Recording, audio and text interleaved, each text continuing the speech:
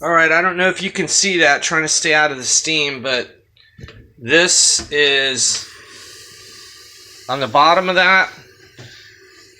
There's tons of sediment and nastiness that is in my water distiller.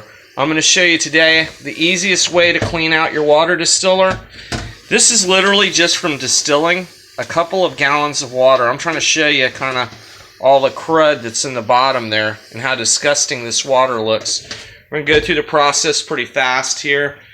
I've got in my cabinet basically what it is. I purchased, you can just get it on Amazon, get some pure citric acid. Below it is like Arm & Hammer baking soda, the yellow box, sodium bicarbonate. The two have a really interesting reaction together. And what I love about cleaning it with this is, these are not some weird harmful chemicals.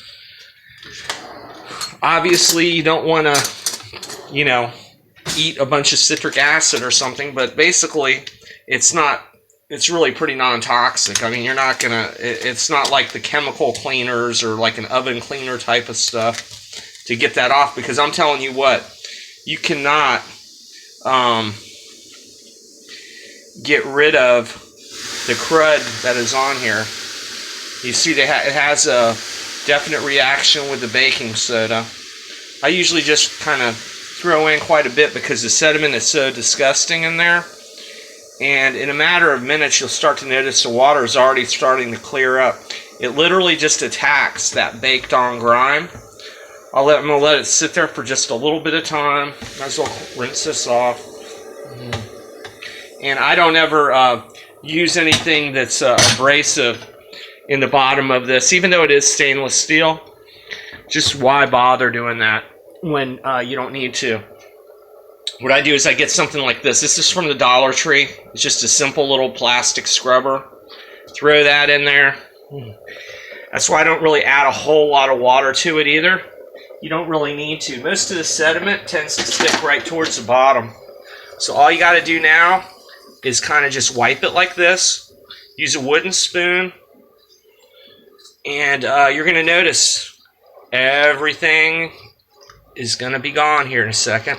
If it seems like some of it's still not coming up, you can always add a little bit more citric acid and some more of the baking soda. And what I'm going to do here is, in a second here, I'm going to need a couple of hands, so I'm going to have to dump it out. So I'm going to pause the video and then we'll start it back. Okay, so there you go. Nice and clean. Looks like brand new. Ready to distill some more water. And that's real easy to do. Basically, you just put the top.